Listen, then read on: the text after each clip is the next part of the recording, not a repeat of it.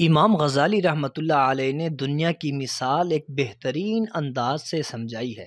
فرماتے ہیں کہ ایک بادشاہ کا بڑا باغ تھا جس کے کئی حصے تھے۔ اس نے ایک آدمی کو بلایا اور اس کے ہاتھ میں ایک ٹوکری تھما دی اور کہا، میرے باغ میں چلے جاؤ اور بہترین پھلوں سے ٹوکری بھر کر لاؤ۔ اس پر آپ کو بہت بڑا انعام ملے گا، مگر شرط یہ ہے کہ جب اندر سے گزر کر آ جاؤ تو تمہیں دوبارہ واپس جانے کی اجازت نہیں ہوگی۔ اس شخص نے کہا، یہ تو کوئی بڑی بات نہیں ہے، میں ابھی ٹوکری بھر کر لا دوں گا۔ وہ شخص ٹوکری لے کر چل پڑا، باغ کے ایک دروازے سے اندر داخل ہوا، دیکھا اس کے اندر پھل ہیں مگر پسند نہیں آئے۔ پھر اگلے درجے میں داخل ہوا، یہاں پر پھل پہلے سے بہتر تھے۔ پھر وہ اگلے درجے میں داخل ہوا، وہاں پر پھل پہلے سے بہت بہتر تھے۔ اس کے بعد وہ اگلے درجے میں داخل ہوا، وہاں پر پھل بہت ہی بہترین تھے۔ یہاں اس کے دل میں خیال آیا کہ اب تو میں کچھ پھل توڑ ہی لیتا ہوں۔ پھر اس نے سوچا کہ ہو سکتا ہے کہ آگے اس سے بھی زیادہ اچھے پھل ہوں، چنانچہ وہ اس سے بھی اگلے درجے میں داخل ہوا۔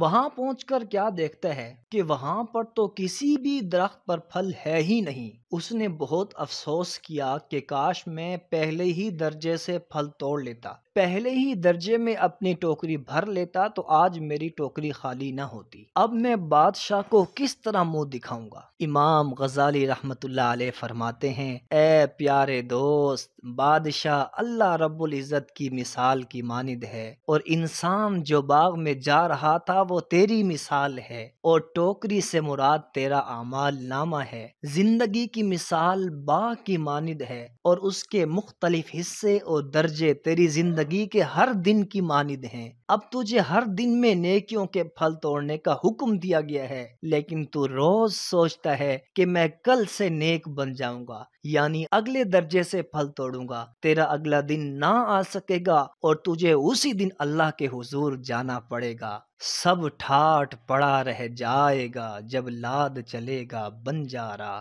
فَإِذَا جَاءَ أَجَلُهُمْ لَا يَسْتَأْخِرُونَ سَاعَةً وَلَا يَسْتَقْدِمُونَ۔ جس دن ان کا متعین وقت آ جائے گا تب وہ ایک ساعت بھی، ایک گھڑی بھی نہ آگے جا سکیں گے نہ پیچھے جا سکیں گے۔ اللہ پاک ہمیں اپنی زندگی کے لمحات کو قیمتی بنانے کی توفیق عطا فرمائے۔